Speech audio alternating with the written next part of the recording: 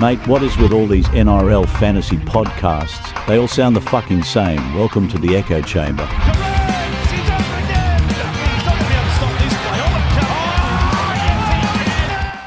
Welcome to the NRL Fantasy Echo Chamber. We're here for round 22 of the NRL, heading into the back end of the season. Lads, I'm joined by Rudley and Bryce. Bryce, how'd you go last week? Yeah, not too bad. About average. Broke the 1K mark, pretty much like everybody else. So I made a few hundred ranks, and yeah, not a bad week. Beautiful, mate. Where are you sitting at the moment? Just inside the top 2K. I've got 4 trades left after splurging 7 in the last 2 weeks to get my team set up for the run home, and now it's just wait and watch, I suppose. Good stuff, mate. And Rudley, welcome back to the chamber. What's going on with you? Oh, mate, living the dream. Finally had a bit of a good week.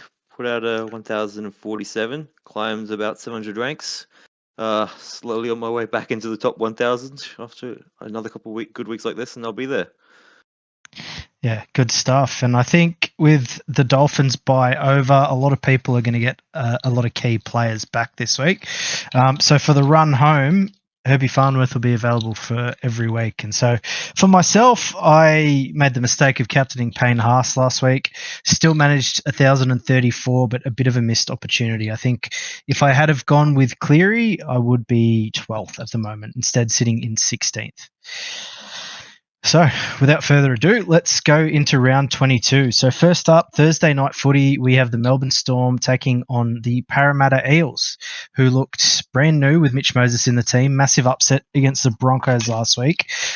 Big news for the Melbourne side, Jerome Hughes out for probably the rest of the regular season, and Cameron Munster returns. Now, Tyron Wishart has been named in the number 7 jersey, but with Jonah Pezzett on the bench, probably one to watch out for, and Ryan Pappenhausen also returns to the Melbourne side. Not a lot of changes for Parramatta. They look the same as last week. Jermaine Hopgood, however, has had a couple of big weeks, so maybe let's start there. Any interest in Hopgood from either of you two? No. If I had a few more trades, I'd be looking at it a lot more intently. I like Fichetti getting his head injury last week has made that sort of move probably a little bit more viable in my head than what it has been. Just seeing Fichetti back on the bench, seeing big minutes for Hopgood. He does need big minutes. He's not a huge PPM guy, but when he's named at prop, he seems to get them bigger minutes. And you're right, Eels look way better than they have all year. So. There is a bit of interest from me with the prop good. Yeah, they're a bit of a dark horse, Parramatta, and obviously they looked quite strong against Canberra the week before. Scoreline probably didn't do them a world of favour. It wasn't accurate for how the match was played out, but a well-deserved win against the Broncos with Moses back in the side. Any interest in him? Again, no. Without goal kicking, Moses is kind of is this too much of a hit to his scores?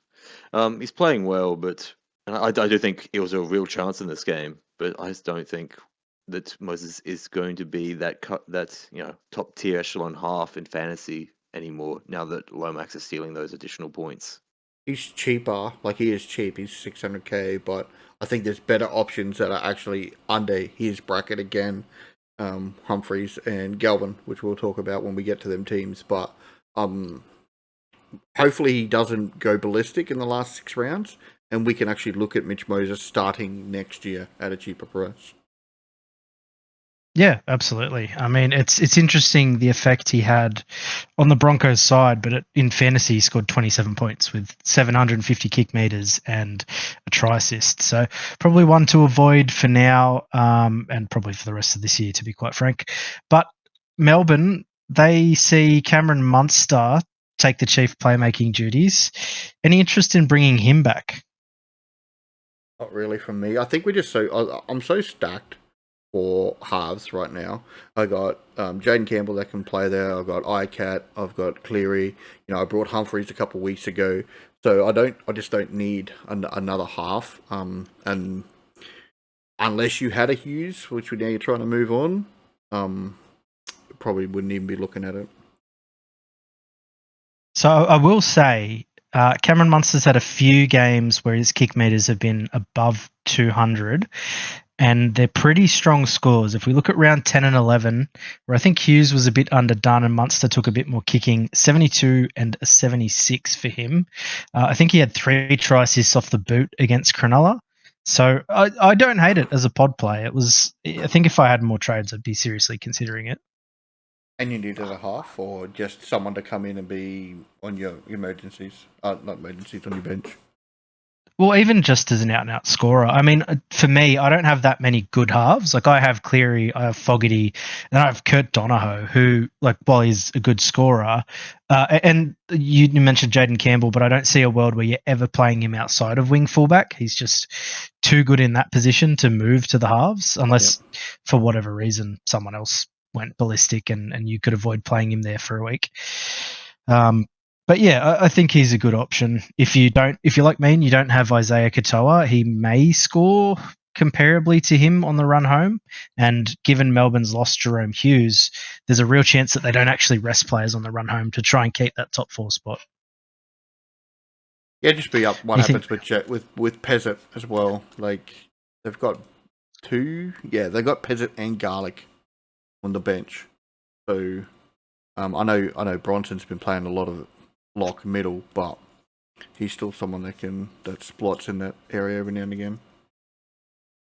Yeah, which is a fair comment. And I think the one that Pezzett may end up hurting is actually Tyron Wishart. Really, I know we briefly spoke about him before the pod, but does him being in the number 14 jersey scare you off buying someone like Tyron? I don't know. I think if you're buying Wishart, you're really buying him to just get value out of cashing down and being someone that you can hopefully play in a big week. Whilst Pezzett might take some of that time off Wishart, you'd imagine that Wishart might go to 9 or and get some tackle stats there. Well, that requires them to rest Grant, which I don't know if they're going to do, given they are fighting so hard to play that hold that top 4 spot. There's a lot of question marks. I think the uncertainty might scare you away, but it's not like you're buying Wishart to make money and then sell, or you're buying Wishart to play out week in. I think you, at this point in the season, you can kind of take that risk and hope for the best. Yeah, very fair point. And I think one thing to note about guys like Wishart is when Melbourne get to around 27, 26, they tend to have a game where they rest basically all the spine players. And that's when guys like Wishart and in previous years, Suafalongo got to go in the spine. And so if you get someone late season, let's say you're out of trades, someone like Tyron Wishart steps into a chief playmaking role, scores 70 points for you in a week where you weren't expecting to have anyone score really well. I think that's a bit of added value for him. Not a bad play at all. Yeah. The only other player I think worth talking about here is Eliesa Katoa. With Hughes out, I think we can probably expect a bit of a downtick in attacking stats. Would you both agree with that? I'm with you entirely. I think Melbourne, not just because Hughes is no longer going to be feeding him the ball, but also because Melbourne don't have a very good win percentage without without Hughes, and Melbourne's run home isn't exactly a walk in the park with Broncos, Penrith, Canterbury, Chooks, and then Broncos again. I think that you don't want to be buying Katoa at this point. There's better options for cheaper value.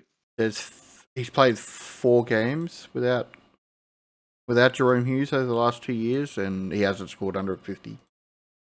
So there you go. He scored 2 tries. I mean, obviously losing Jerome Hughes takes a lot out of that edge when they attack.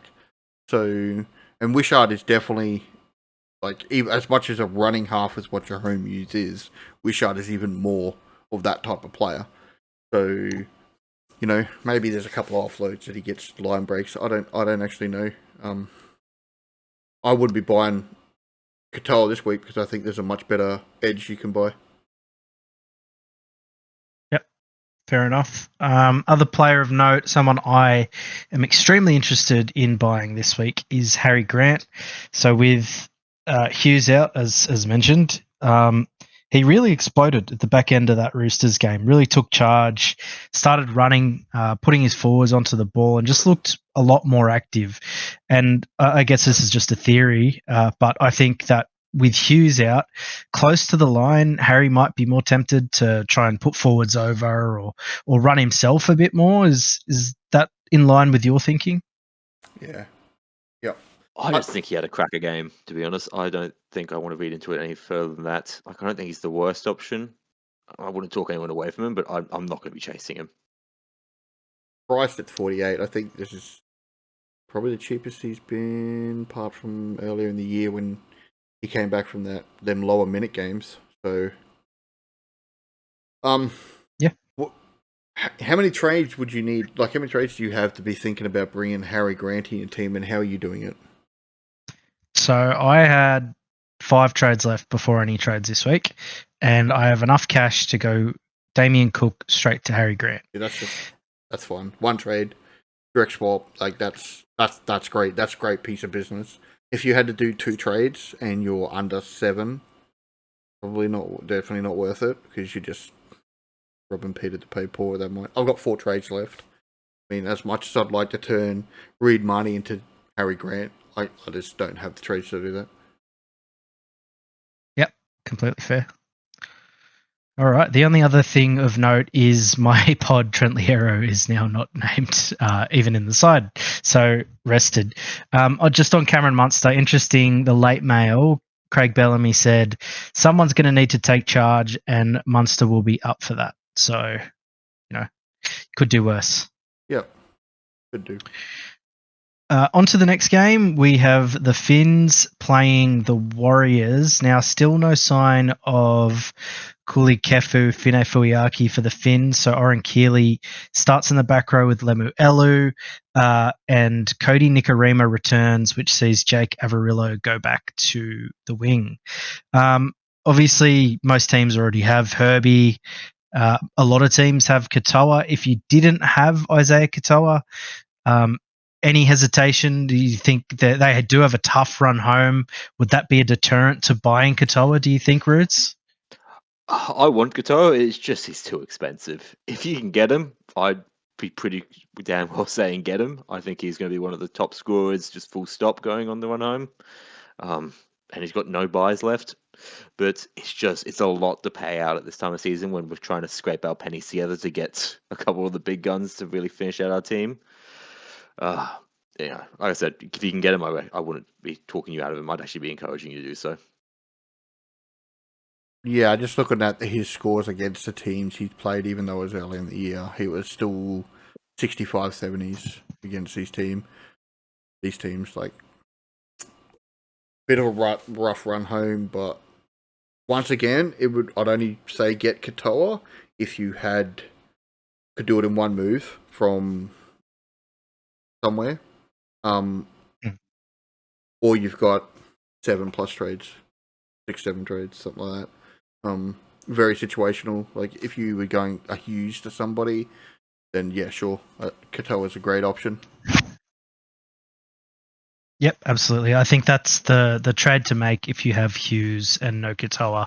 Should be able to do that fairly easily. It's and 10K. I think he's the best of the other halves. Fogarty's been on a run of form, but the Raiders, of course, have a bye and in all likelihood will rest all their players in round 27. Yeah, I think if you need a half and you don't have a Jerome Hughes, I don't quite understand how you'd be in that position. I don't know of any other halves that have gone down, but if you're in that position, I think there's a couple of cheap ones that we'll get to that will be serviceable for your team at a bigger, like a less budget. But Hughes to Katoa as your half trade this week. The only other player of note for me on the Finns is Kurt Donahoe, named in the 13 jersey again, but we see Felice Kafusi come back into the side, and I believe Mark Nichols also onto the bench. Do you think that might hurt his minutes? No, I think Kurt's a fucking gun in this team, and he's just going to keep pumping out mid to high 70s for you, mate. Mid to high 70s. Minute games.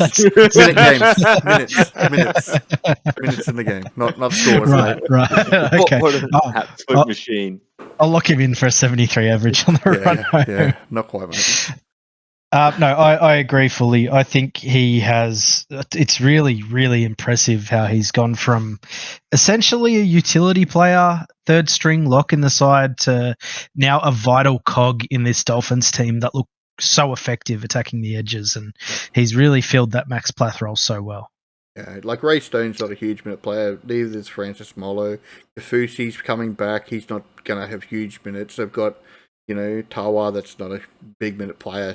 Kurt is going to have to do big minutes. He's mobile. He's quick. He's provides so much in attack. When he's not there, they don't look anywhere near as good. So, yep. Next year they got a huge headache on their hands. Next year with where they're going to fit these Plaths, Kurt. Gilbert, where are they going to fit all these guys? It's going to be interesting to see. Yeah, it's a good headache to have, though. 100%.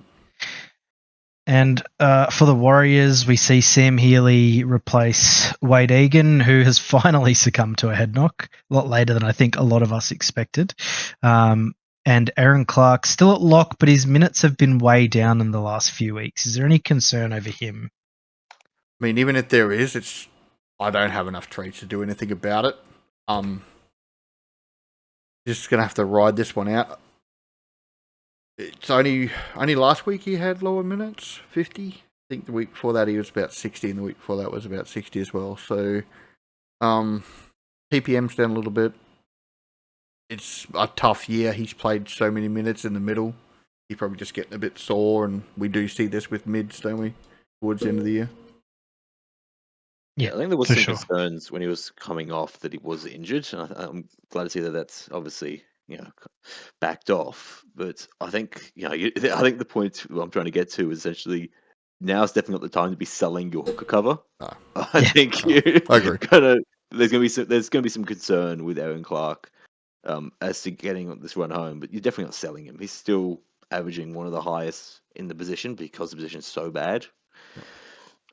But yeah, and just don't sell your Damien Cook that's sitting in your 18th spot for a half. I think he will do more minutes this week than he did last week either, just on the fact that they've got such limited middles right now, right? So Jackson Ford is starting with Dimitri, so it's like Dimitri. I don't even know how to say that name.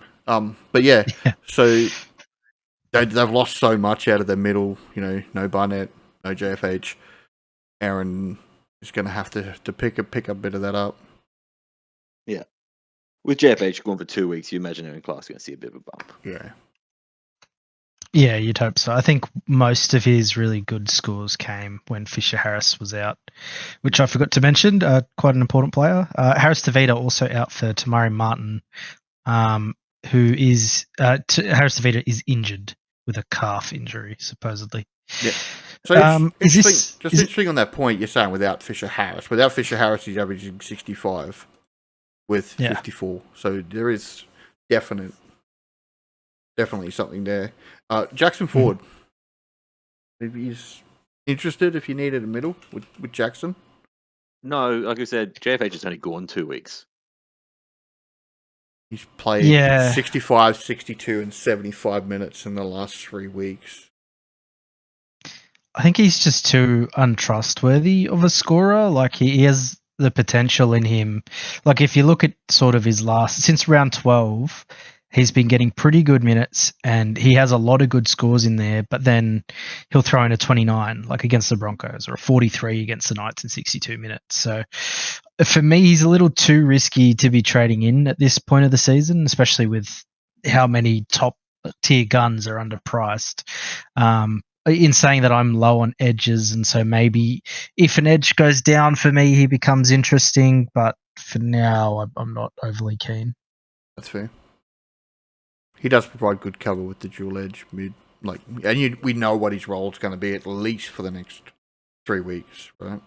So, 3 weeks. So, yep. Absolutely. So that brings us to the second Friday night game where the Broncos take on the corpse of the South Sydney Rabbitohs.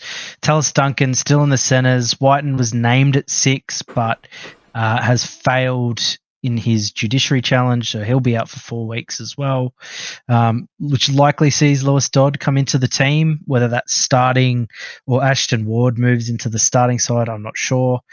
Ryan Gray, someone that you were interested in, Rudely, I think he had 67 tackles last week. Does Peter Mamazelis in jersey 18 scare you off potentially buying him? Oh, definitely. I'm not going to lie, I forgot Mamo existed. I kind of was just hoping he was gone for the season and saw Ryan Gray as kind of an excuse to just cash down and potentially have a player that could have some good upside. But with Mamo back, you imagine Mamo's going to slot right back into this team when he's ready to go, given how good he was at the beginning of this year. So Ryan Gray is just really not an option. Yep. Lockie Hubner in jersey 13. Ewan Aitken's been named. There was, I think, a bit of concern that he may have torn a hamstring last week. So South haven't said anything about Aitken. So maybe it was just like a referred back issue, I think is what NRL Physio was referring to on his podcast. But otherwise, yeah, Tallis Duncan's still in the centres. If you have him, it's time to get off. Anyone else that interests you in this team? Jai Arrow potentially. I had a little bit of interest in Humphreys just because he's going to be doing all the work now, you imagine, for the rest of the season. But with White and Gawn, Dodd coming in, that's a little bit of a hit to his kick meters, you'd imagine. And the other concern is the Bunnies still have a bye to go. So you don't even be buying teams that still have a bye when there's so few rounds left. Yeah, absolutely. I completely agree with that. And 26, like, it's an important buy too. It's not just something you want to not plan for, because that's a lot of head-to-head grand finals and shit like that. I will say on Jai Arrow that he's probably even worse than Jackson Ford at just throwing out a mid-40, low-40 game in big minutes. So, yeah, just I wouldn't expect anything more than a really high to 50 from Jai. Even in the 65, 70 minutes that he's getting. Yeah, he's not the greatest PPM player. And I think a matchup like this, and we'll get into the Broncos in just a second, but against a team with so much attacking strike, they could be behind their goalposts a lot this game. Well, they got 50% their top 30 out. Yeah. It's, I don't know, maybe their new training ground was built on an Indian burial ground or something. Yeah. I'm still of the opinion that Wayne Bennett beats his players. It's the only thing that makes Yeah. Yeah.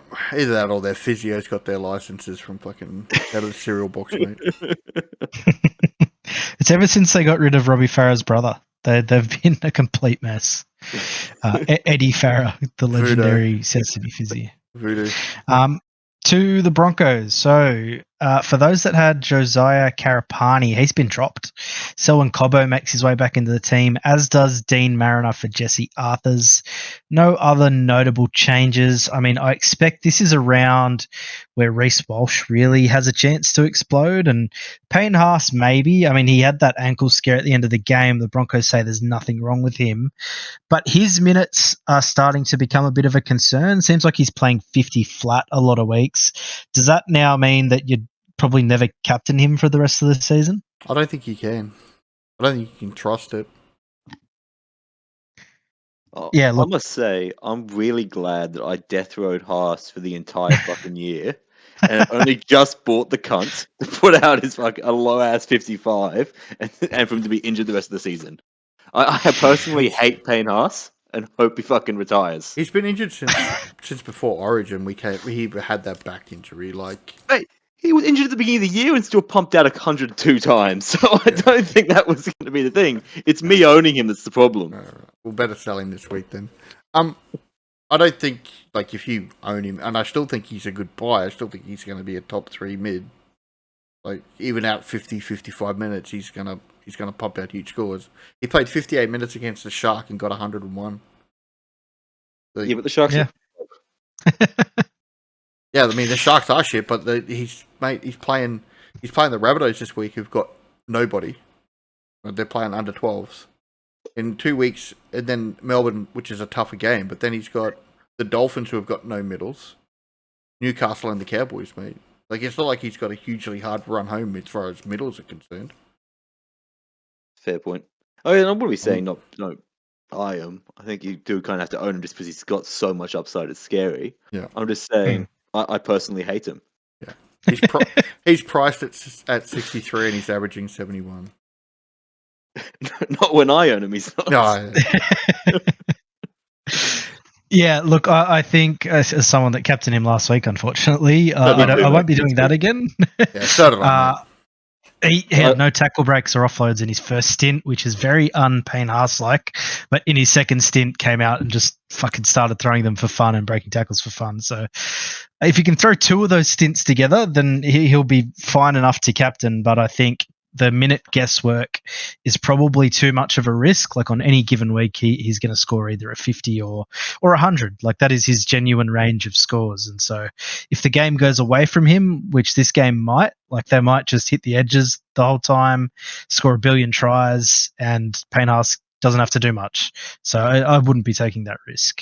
I'm not captaining him this week. I did that last week, thinking, he's just had a 2-week break. He'll come back ready to roar. Yeah, it was more of a whimper. It was more of a meow. Eels were just that good, mate. I don't know. I'm really hoping Eels come back and upset the Storm as well, as a dedicated Storm hater. Reece Walsh. Yeah, so Reece Walsh could be in for a massive game if you have him. This is a really good fixture. South, while they did defend really well against Cronulla last week, I'm not sure how many times you can give away like 100 tackles in your own 20 metres and hold on. And I don't think the Broncos will be wasting as many try-scoring opportunities as Cronulla did. Excuse me, I will not let you besmirch the word of Nico Hines and his ability to run the same play over and over again while the defender does the exact same thing over and over again. Would you consider buying Reece Walsh if you needed a wing fullback this week? No. I think their run home's pretty good outside of 2 games against Melbourne. Yeah. I'm not going to lie, the back end of the season really favours guys like Reece Walsh, who haven't played a ton of footy this year. Like he still played 12 games, but compared to others, there could be a few games in the back end that he just completely tears the other side apart. His kick meters are above 200 the last 2 weeks. Yep. He hasn't scored below 45 since round 14 and is quite clearly going to be involved in everything good the Broncos do.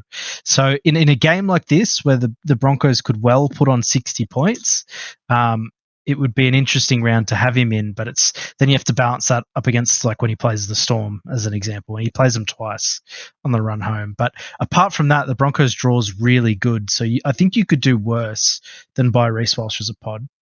Yeah, and I'd only be buying him if I needed a wing fullback for some reason. I don't know who out there needs a wing fullback, but yeah, I wouldn't be buying him just to bring him into my team as someone to sit on the extent, like on the reserves. He's coming in to cover somebody. Yeah, agreed. The other player of note, Patrick Carrigan. So I think the inverse of Payne Haas only getting 50 minutes most weeks is that Carrigan's going to play close to 70. And while he only scored a 50 last week, that's a really good sign for him on the run home, I think. If you don't have him and you need a sort of cut price, top middle keeper, he'd be someone that I'm looking to. I bought him last week personally. I bought him last week as well. Yeah, the Harrigan combo. Yeah. The Harrigan combo. Let's hope they produce a bit more this week. You didn't enjoy 105 points for a whopping $1.6 million? Yeah, God, I wish Callum Ponga could do that for the Knights. He's on about $1.6 million. Anyway, on to the next game. We have the Panthers versus the Titans. And is there many changes to either side? It doesn't really look like it. Chris Randall's out. Jacob Alec Wienke starts in the back row again. Still no sign of Tino Fa'asuamaleaui, while his brother and Josh Paxton are on the interchange bench. Both Firma's been a bit crap the last 2 weeks. So either of you own him and want to slander him and his entire bloodline? I don't I own don't him. own I've him. heard a lot of rumors going on that he's vying for an early release at the moment, and he's really not happy at the club. So maybe that's manifesting on the pitch. Saying that, the Titans are the best team ever. They just beat a top 4 side. I reckon they win this game Shut the handsomely. fuck up. Holy shit. Handsomely. Handsomely. They'll look good while doing it, is what I mean. Yeah, so Penrith, I think, have won 7 games in a row now, Yeah. and they honestly they look like they're going to win the whole thing again. So yeah, tip the Titans, says Ridley. I'd be a bit worried about Jaden Campbell in this fixture. Like, obviously, you're still going to be playing him, but he may not have the 80 that he scored last week, where he was incredible, best player on the field against the Warriors. Firma might be a bit better for him. He might have more defense to do, but this is Nathan Cleary season. I think he's had at least 2 games in his career where he scored a hat trick against the Titans, and he will be my captain for the week. What are your thoughts on that? I think the Titans get absolutely battered like they deserve in this week. Tom Weaver in the 14 Guernsey, just why? Like this club is just about putting players that don't play in that position. Like, they just move players with a number on their back somewhere and be like, yeah, that'll do. It doesn't make any sense to me. Des is done, obviously. He's just given up. So yeah, it's gonna be a bloodbath, man. Yeah, it's going to be a bloodbath of the Panthers' dreams and hopes of winning the top 4 spots. You're delusional. You've got man. to have a little bit of faith here, man. Titans have nothing to play for, Delusional, so they have bro. everything to win. It's Delusional, bro. Like, yeah, there's nothing in that team that inspires me. Look,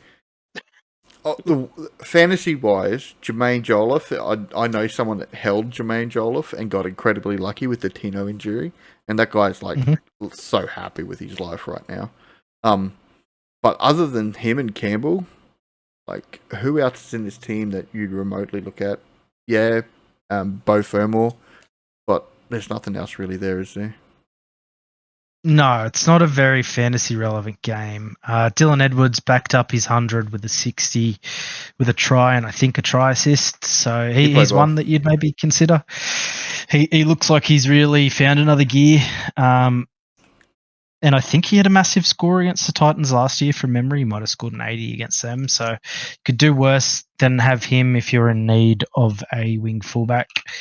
Likewise, Isaiah Yeo is back to his best, I think, a 69 last week. Yeah. And not much to be worried about there. So they might manage his minutes a bit if they get up by too many points. But yeah, I wouldn't talk anyone out of buying him if you didn't already have him. I think that's all there is. Anything else on this game? No, put the C on Cleary. Just sit back and watch the magic. Yeah, sounds good. All right, on to the next game. We have the Dragons versus the Raiders. So the Raiders, a unchanged side by the looks of things. Seb Chris returns and Simi Sasangi is back to the bench, which sees Noah Martin drop out. The Dragons just seem to be naming the same side every week, despite looking completely awful. Michael Molo in for Jaden Sewer. The last time he started in the back row, I think he scored 60 points in entirely base stats.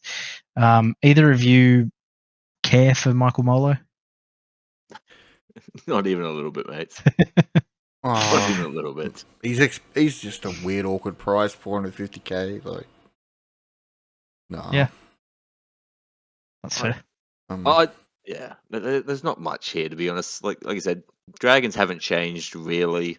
You don't really want to be touching any of them because they just don't. Like, you feel like there's got to be a culling coming, like something changing in the last few weeks. Now that they're really out of finals contention, just to flood some kids, maybe try something a little bit different to see what's going to work for next year. Like, I don't have a lot of faith that this is what the team will look like in round 27, personally. So what he's I doing? think the problem is I am leaning towards trading him to Grant, as I said earlier. than the show. They're just conceding way too many points, which is hurting his output. He's missing a few more tackles than he usually does, and he's just not running the footy because his forwards aren't doing anything for him. And it's quite clear when Jacob Little comes on, the Dragons just look a better side. Even though Cook is spending some time at lock, those minutes are like so unproductive. He's not doing anything with the footy. Like he's not really playing the sort of Kurt Donohoe, stand and deliver to your halfback role. He's kind of just walking around making tackles every now and then. Like it's real awkward. And so saying that, he's probably going to score 80 when I trade him out this week. But I just think that it's time to get rid of him. If you have him and you have a couple trades to spare and you can trade up to any of the sort of fallen guns in that range, and there's quite a lot of them, I'd be hopping off him. I see him as a low 40s guy for the rest of the year at best. Yeah, I don't think that's a wrong assessment, to be honest, at all. Yeah, I'd be getting off. I have him. I think I'm likely going to end up keeping him as an 18th man just because it's a bit of an awkward price to move him. I've got some other people I want to sell. One I'm actually going to talk about in a second. I'm really toying with the idea of selling as well. But I do need that hooker cover that he provides, and really the only other option for hooker cover in my eyes is going to be Donahue as a buy, or unless you're going all the way to Grant. Which again, I'm not the hottest on think Grant. Donohoe costs more than Grant. Oh no, he doesn't. Right. I think it's for no, he's 20k cheaper. Yeah, For some reason, I think I'd rather Donahue than Grant personally. Donahue's a little bit less dependent on those attacking stats that Grant's going to have. But again, I just can't really justify the trade at this time. I think Cook's going to kind of sit in my team as that 18th man, just plodding in and hoping that he does well for a couple of weeks.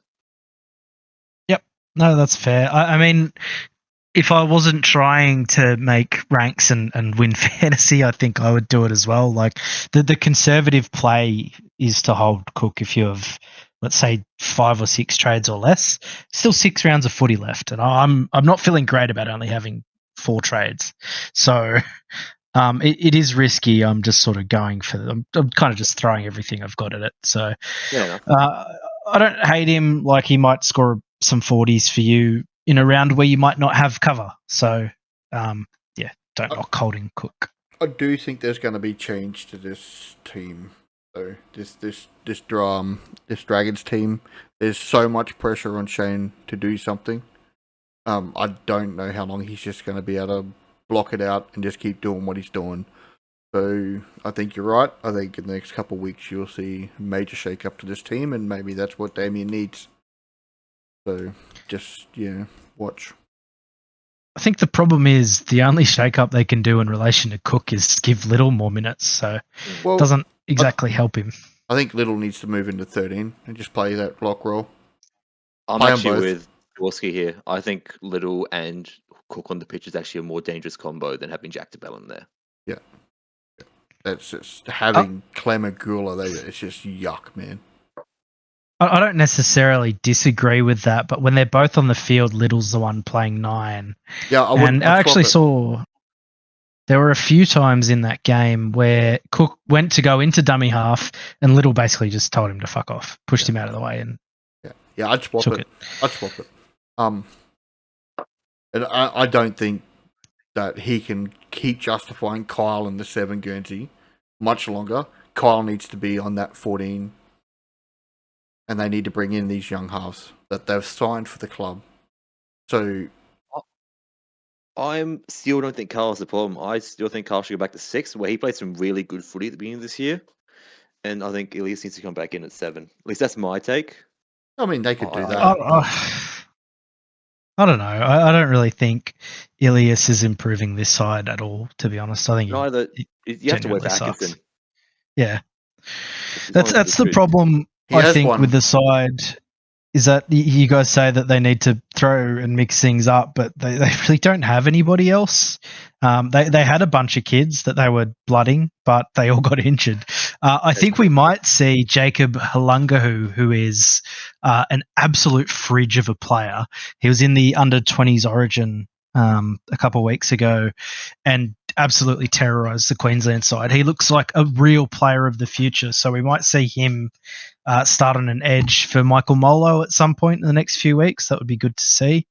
But apart from that, I mean, Pacific Tonga should probably be on that bench and getting some minutes while he can. Just crazy. So, Yep. Tapine, you want to sell him brutally? He's actually quite high on my to sell list at the moment, and I want to explain that because it is a bit of a luxury trade, and I've come to a couple points justifying it. And the principal reason is I think he doesn't play 2 games from here on out. He doesn't play the bye the Raiders have. That's coming up in round 23 is it?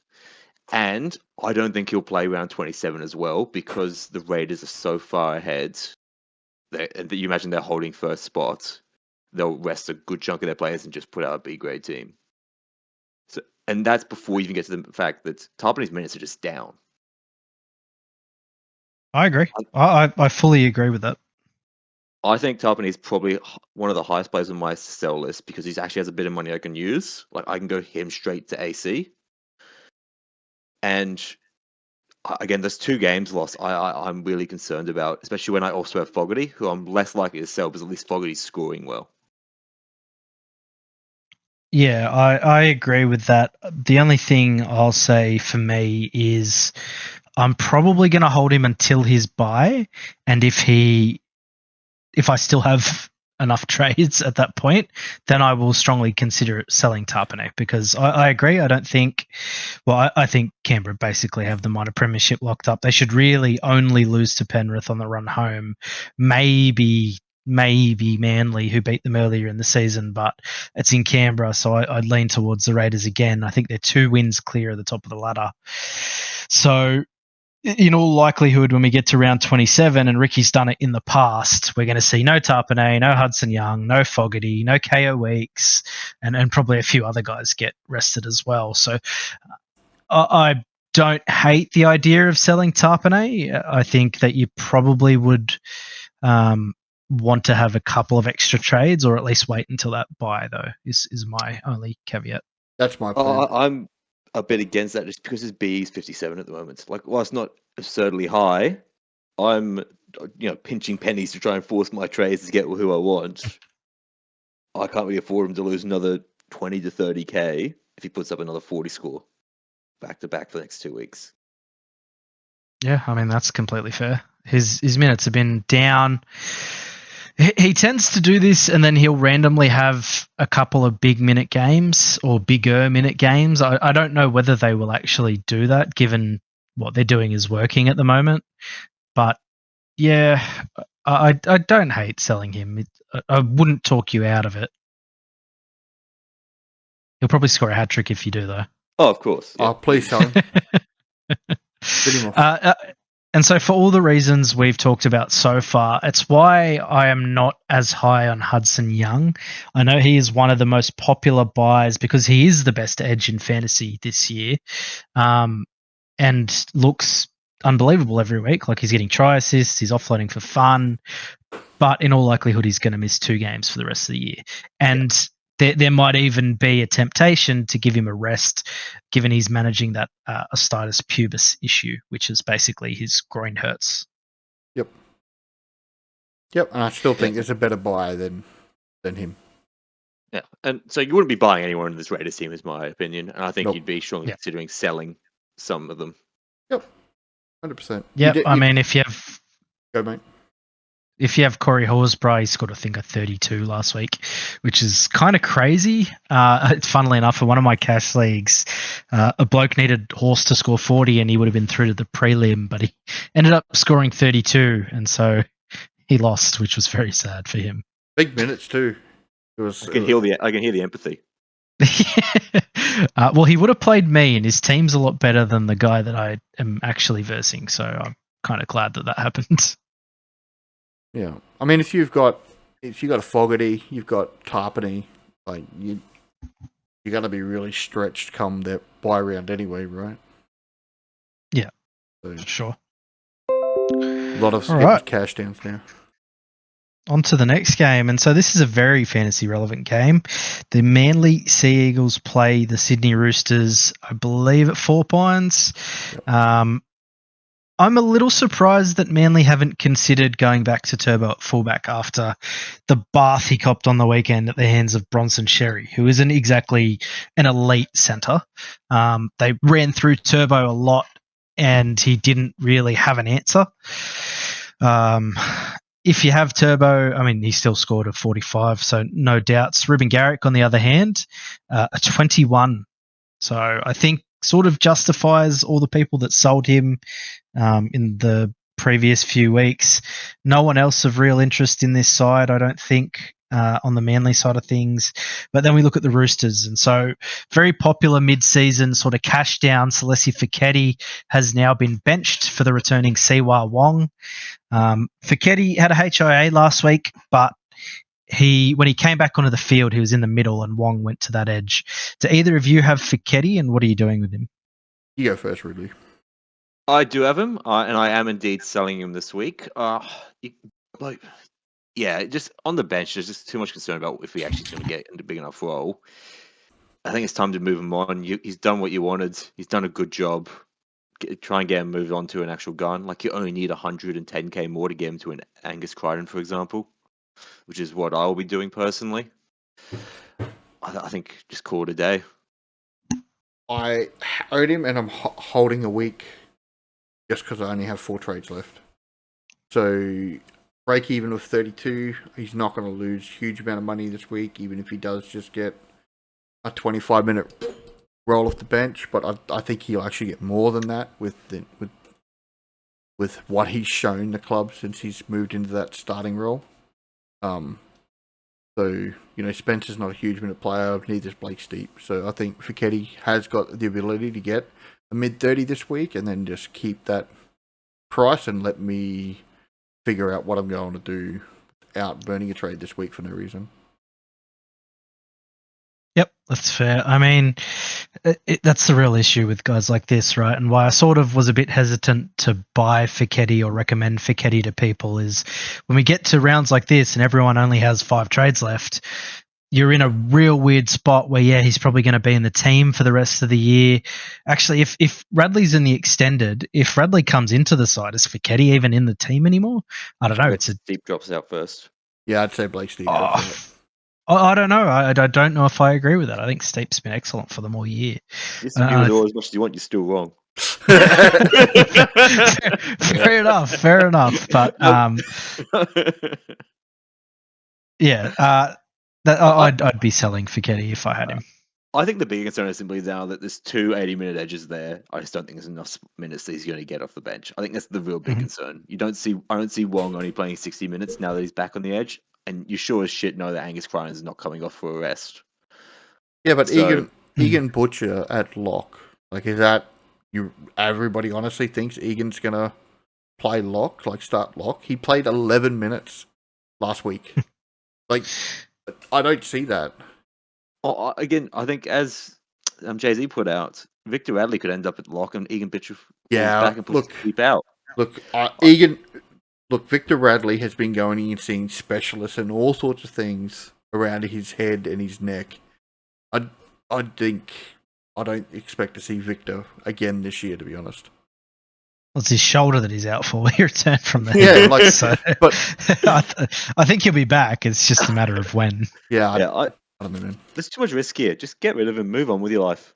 Like, if you want to cash him down to Wishart, I think that's a great trade. Yeah, good on you. Gives you 200k to fucking sell Tapine. You do it. Have fun. You, mate. Enjoy your life.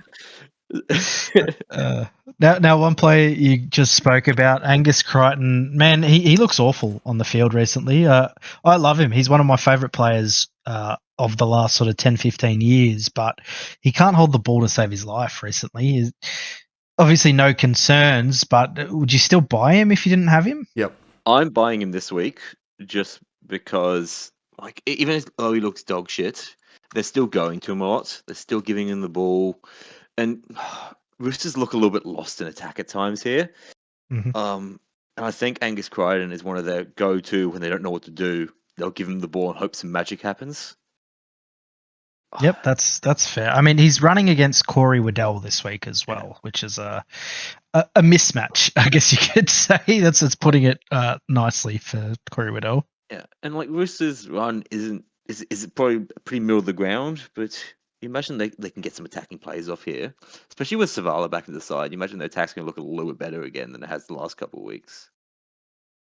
Yeah, so one player I think Savala really will help is Mark Nwanganita-Wase. So basically had no run of the ball last week. Sandon Smith, he got knocked out quite early into the game, and so they played it entirely down Sam Walker's channel. 2 weeks of the Roosters not really giving Mark much ball, and 2 weeks of them losing a game comfortably. So with If you had him, would you with- trade him? who? Noah? Mark, yeah. Yeah, no. So without Sava, he averages 35, and with him he averages 50. Yeah, wow. So you're 100% onto something with when Hugo's in the team. Noah does better, and I definitely would be not selling Mark. That dual center is really good, and he's the type of guy that can, even without a try, still get you a 45-50.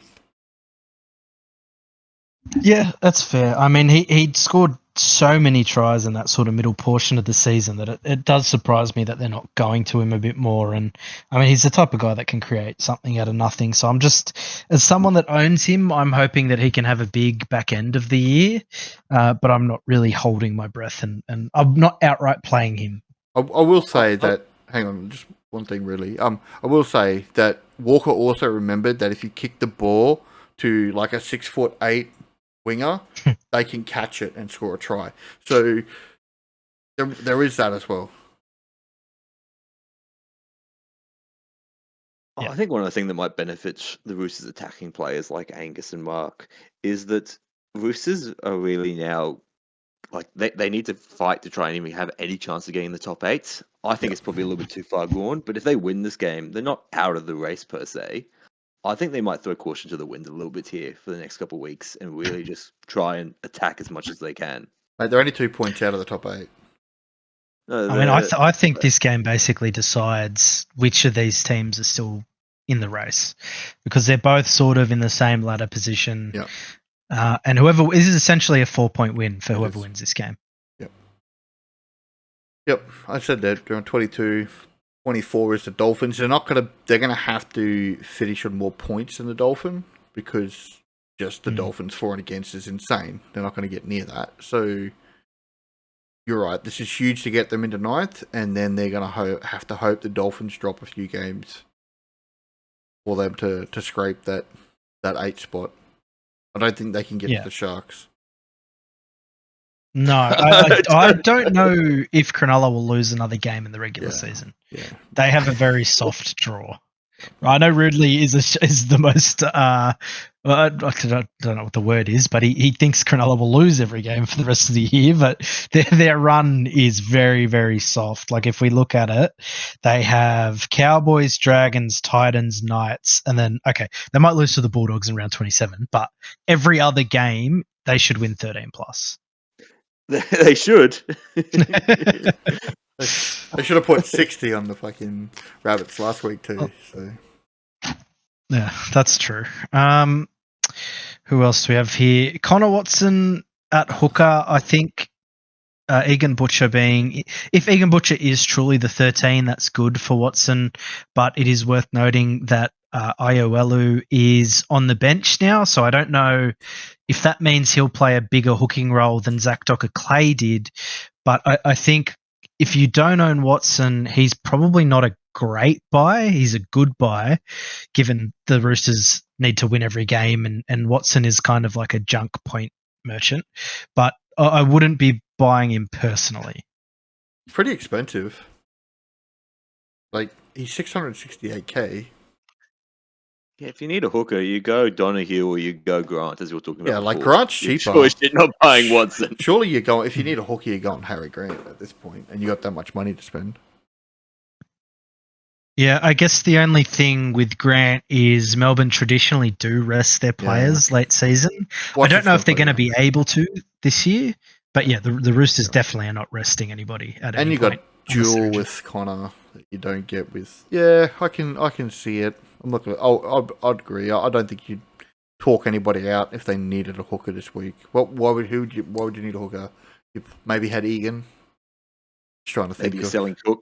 Maybe you're selling Cook. Yeah, if you can make that in one move, that's not too shabby. Yeah, I think the only he does have dual position, but middle is such a stacked position. You should already have like 5 or 6 middles anyway. So that side of his dual position isn't all that handy. Yeah, Ridley should have 5 or 6, mate.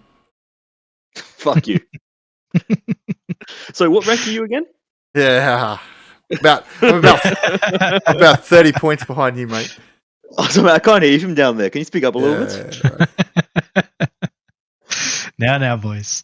The other player of interest, Naf White. I am still if I need an edge in the next couple of weeks, because I mean all of my edges seem to die every fucking week. He'd be someone that I'm very interested in, especially looking at their bench this week. I mean, he's probably playing 60 to 70 minutes again.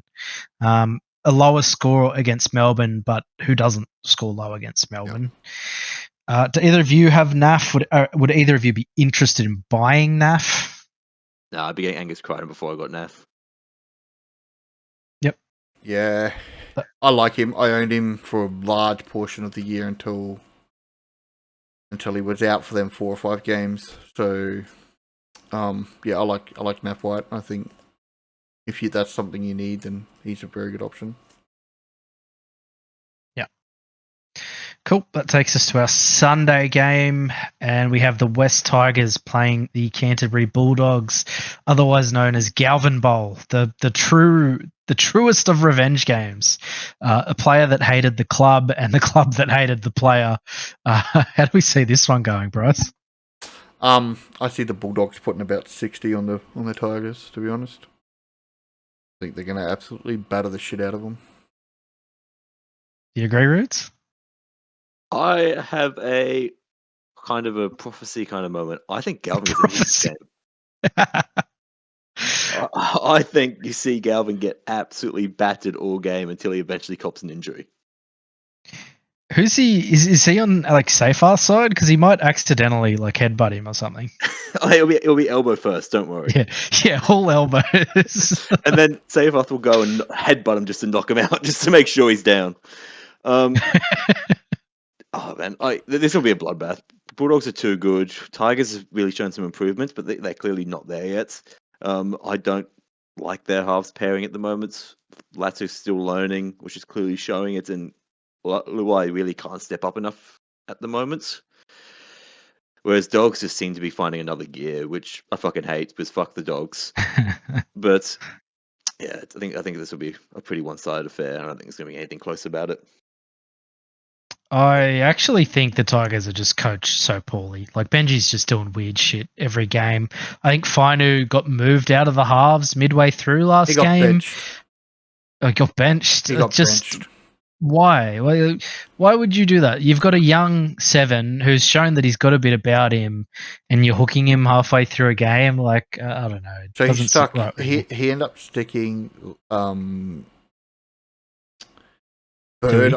I think he stuck Dewey in the halves and stuck Bird at lock or something silly like that. It was just weird. The game was gone.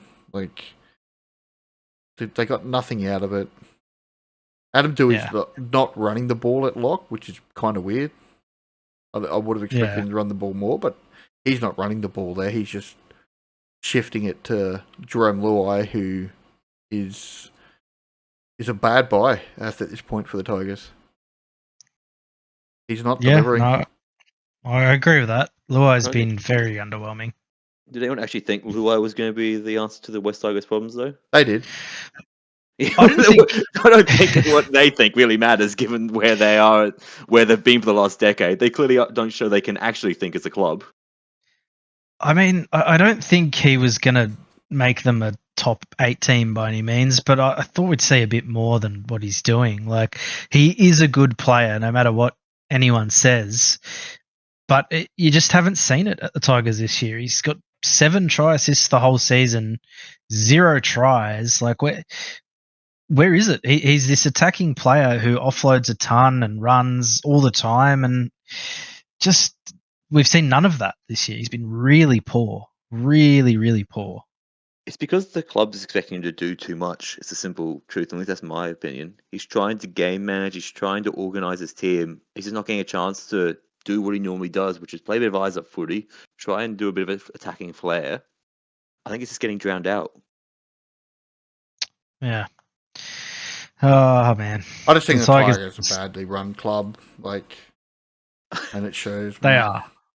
No, they absolutely are. They remind me of Newcastle. I'm very glad we're not playing this weekend, so I don't have to watch that shit show. But it's not looking good for the Tigers, and I don't think there are any real positives to take into next season from this season either. Like apart from the May brothers, who they should sign for life, but Yep. I mean they're all. It's a team of individuals who are all playing for themselves. That's what it looks like. They probably should just buy the third one and be done with it. And then they've got the what have they got? The Finey brothers and the May brothers, and then just out you go, fellas. Enjoy. So Yeah. I mean it's probably a bit harsh on Benji Marshall, but they just don't look like a well-coached side. They don't look like they have any idea what they're doing out in the field. It's just pass to Luai and hope he can do everything. hashtag Galvin was right. Oh no, Galvin called his shot and he took it, and to his credit, I think the Bulldogs game last week was not only Galvin's best game this year, but I think it was actually the Bulldogs' best game all season. They absolutely destroyed the Manly Sea Eagles, who I actually thought might have beat them on the weekend, but didn't even come close, really. Yep. Galvin got a 54 last week with one line break. Yeah. I mean, he looks good. He looks good for the Bulldogs. In saying that, he's probably high on the buyers list if you need like a cut price guy who will probably average around 50 points. Yeah. Like I said, he looks really good. He's the ball dominant player between him and Burton. Burton's doing more kicking, but Galvin is doing more sort of general play running and really hitting the advantage line well. And so I think we will see some tries and some try assists and him setting up a lot of stuff for the Bulldogs. And you know what? I'm starting to see the vision with playing him at 7. Yeah, that Gus Gould guy's not completely stupid, eh? Jacob Kiraz at fullback. I'm pretty excited for this game just to watch that, to be honest. Yeah, I think this is going to be just to watch Carraz run around and get a lot more involved. I'm super keen. Taruva had something like 21 or 22 carries of the ball last week. I think they were talking about. Kiraz could definitely beat that this week. That guy's going to touch the ball 2 or 3 times a set, I reckon. Yeah, I don't love it from a football perspective because I think he's just as effective on the wing. And if you threw someone like Stephen Crichton into fullback instead, I think maybe he'd be a more effective attacking player. And who knows, maybe we actually do see Kiraz defend there, but Crichton go in there in like attacking sets, which is a real possibility. But yeah, Kiraz will do his usual thing where he makes a ton of meters, throws a ton of offloads. I think he threw 7 last week. He's just an absurd player sometimes. And I think he was on 90 points or 80 points with like 20 minutes to go. And unfortunately, the game just didn't go his way from then. But man, he's a special player. There's a couple of sets like in that game last week where Kiraz was taking 2 hit-ups. And the guy's on the wing. Just that built different, I suppose. Yeah, he's brilliant. I think what we saw from Tamale is very similar. Yep. It just takes a lot of carries. Yep. I don't know, this is sort of just going completely off topic, but I think eventually we will see Tamale turn into a Kiraz-style fantasy scorer as well. Fuck, I hope so. I like that kid as well. Yeah. And so I guess the back rowers for the Bulldogs also of interest potentially. Preston finally back into a decent score without any attacking stats, a 62. And Kickout threw about 1 million offloads, but only a 42. I think he made like no tackles. But he looks like someone that offloads for fun and he's getting heaps of attacking footy. So I don't hate him as a pod for the run home if you need an edge player. I would recommend Angus just on the base, you probably know what you're going to get a bit better. Yep. But yeah, kick out's not the worst option in the world. Their run care does get a bit tough though, doesn't it? Melbourne Panthers, Sharks. So the Bulldogs do have a bit of a rough run home. They got Sydney, Melbourne Panthers, Sharks. Oh wow, that is pretty rough after this game. No, that's fair. I think maybe hopefully those games suit Preston a bit more. Yeah. He made a lot of tackles last week, which is why his score was a lot better. Okay, yeah. Cool. Reed Marnie, for whatever reason, only played 50 minutes last week. If you can trade him, I would. Otherwise, you just hold on and hope his minutes get better. I'm just going to have to hold him, man. Like, I got 4 trades. I can't be burning one on a green dot Reed Marnie that, for whatever reason, played 50 minutes last week. Then again, the week before he played 64. So they did say after Origin, his minutes would go down and they'd start transitioning to whoever their hooker is next year. Yeah, Bailey Hayward. Yeah, Bailey. But I'm just going to have to hold him, man. I am probably the only person that owns that guy in the top 5,000. All right, on to the last game of the round. We have Ridley's Sharkies up against Bryce's Cowboys. Cowboys mostly unchanged. They had a good... Thomas Duffy out for Clifford, who's back. And I think Carl Lawton got suspended for karate kicking someone for like the 15th time this year. But apart from that... Karate Kid. Tom Dearden has been exploding recently, probably the only player of interest outside of Drinkwater, who most teams already have. But that ship's probably sailed now. I called a couple of weeks ago that I thought he would have a big end of season, and his last 3 games have been outrageous. But yeah, I think that ship has sailed. Yeah, he has the round 27 bye. You can't be spending 700k, like 670k on a guy that does not do the rest of the year for you. That's just not an option. Yeah, and I think Clifford will probably eat into his kick meters a bit, which have been really high the last few weeks. Yep. One player to, like, not fantasy wise, but to watch is that Amali. That's number 14 for the Cowboys. Mm-hmm. He's a beast of an athlete, just a beast of a human being. So I'm excited to watch him debut this week. It's going to be good to see a youngster come through. What position does he play? He's a prop. Oh, nice. Yep. Cool. And on the Sharks side of things, to no one's surprise, they have named the exact same side that they've named for every other round of the season. Maybe a couple names are different, but Toby Rudolph's out, man. That's it's like one player different. He's turning a new leaf, Rudley. Oh, mate. You talk about poorly coached sides than the Tigers. The Sharks are one of those teams that is clearly poorly coached, but just has that much star power or cohesion that they still keep doing okay and getting into the finals. Like, their performance last week was diabolical. Like, how the fuck we have these kind of players like Ramey and fucking Trindle Hines, Blake Brayley, Adam Fanua Blake, Teague Wilton, we can't fucking score? You did have Billy Burns, mate, in your back row. Billy Burns has been a decent player. He's been playing okay, but he's no fucking Britton Nikora, mate. Nikora was out last week. Yeah. But like, there's so much wrong with this team. It's not even funny. I'm glad we've got Atkinson still sitting at 14 after his amazing game impact when he came on the pitch last week. Look, you've got players coming back, man. Look, you've got some players coming back into this team that's really going to help you out to the back end.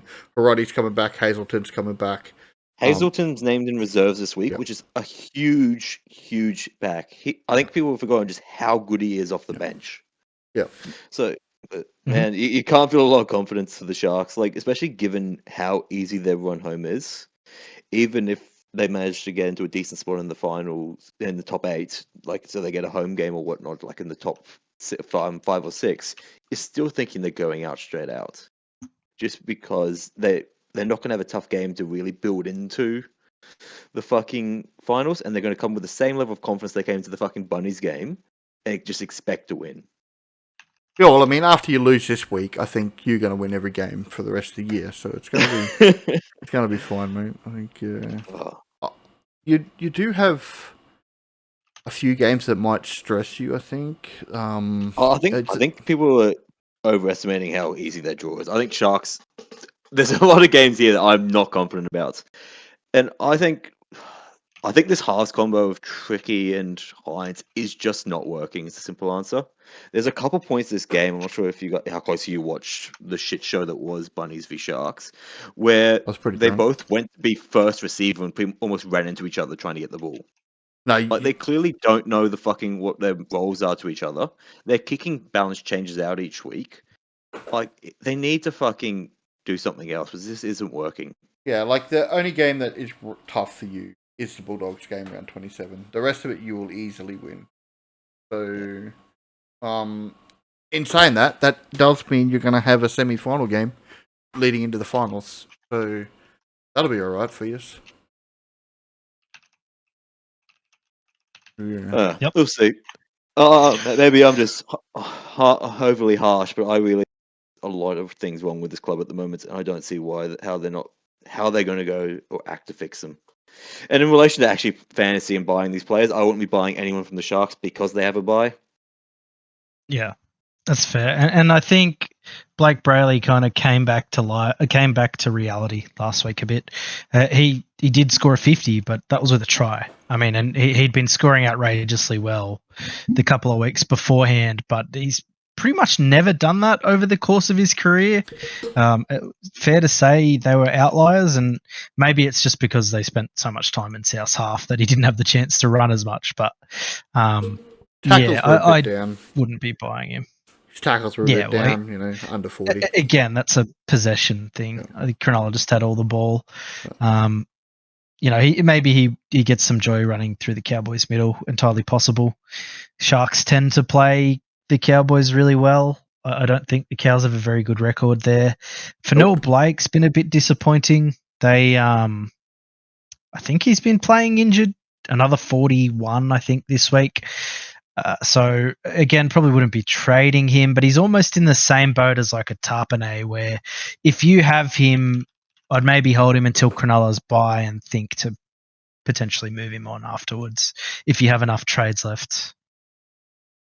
I think Fanil Blake might actually be a trade. I'm actually with Thorsky. I'd be selling Fanil Blake. Minutes just aren't there. Yeah. You expected 65 minutes. That's why you brought him. And to see 45, 52, 57, it's really disappointing. Break even 62. He is just going to bleed money out now till he's low 500s. Like, if you were thinking about it, now's the time to do it while you still got a little bit of value. Yeah, that's fair. And now with Hazelton coming back, it's not like he's going to get more minutes with another quality prop coming in. Like, yeah. No, fair enough. I mean, none of these players are particularly appealing. I probably wouldn't be buying anyone on either team at this point. Both shit shows. Mm-hmm. All right, so that wraps up the matches. Boys, quick fire questions. Who are we captaining this week? Cleary. Clears. Cleary. That's 3 votes for Cleary. If you were to pick one player to score above their usual output this week, who would it be? Scott Drinkwater. Jaden Campbell when he puts the Panthers to the sword. Completely reasonable. I'm leaning towards maybe a Harry Grant or Herbie Farnworth. I think everyone's going to be a bit shy of even contemplating captaining Herbie at this point, but I think he scored 90 plus in both games against the Warriors last year, and had a 70 odd, I think, earlier this season. So yeah, I wouldn't hate it if you're just trying to throw shit at a wall and hoping it sticks. So, Yeah. a good shout. Would you be captaining May still? I see nothing wrong with captaining him. Yeah, I agree completely. I think there was a bit of discourse about, okay, maybe the time for May is done, but he is still going to be very much a high 60s guy, right? Yeah, I actually, so on my run home last year, when I think all of the top guns were basically out injured and people were experimenting with their captain choices, like there were some teams that were going like Kalen Ponga and Jerome Hughes and all that. I captained Isaiah Yeo every week on the run home, and he was by far the best choice in basically every single week. Yep. So it's almost the safer play to be going for the guys that you know are going to be the top guys.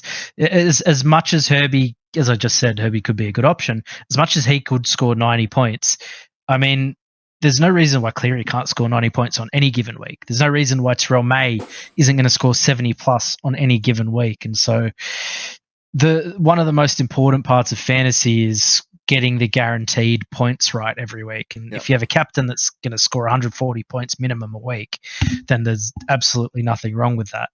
So, yeah. Even if you do captain May and he gets a 73 and then Cleary goes and gets you an 85, it's only 14 points because you own both players. Yeah. Yeah, so it's just, I know people were really, like, me and you, for example, were pretty disappointed with Haas's 55 last week. But at the end of the day, if we had put it on Cleary, it was 20 extra points. I don't know you're saying exactly that gets your thing, but just, don't overreact to getting guaranteed points and missing someone with a boom, because it is I nowhere wholeheartedly disagree. If you miss out on that 20 points, you give up then and there and you throw your phone at a wall. Yeah, okay, right. That's the only reasonable response. That's the Rudley way. Rudley wisdom. Yeah. You heard it here first. And I'm only 16. If you don't pick the right captain, give up. I'm only 16 points behind you too, Rudley, just so you know, mate. So, that's a lot, mate. So I think you should be scared. Yeah, right. All right. Any other imparting words of wisdom before we wrap this one up, boys? Yeah, those 16 points you're behind me is because you captained the wrong person just last week. Yeah. Don't idiot. Don't drink copious amounts of alcohol for 2 weeks. That's not good for you. Yeah, nice. All right. Thanks for joining me today, lads. I hope everyone scores 1,000,000 points this weekend, and I hope I win fantasy. Echo Chamber out.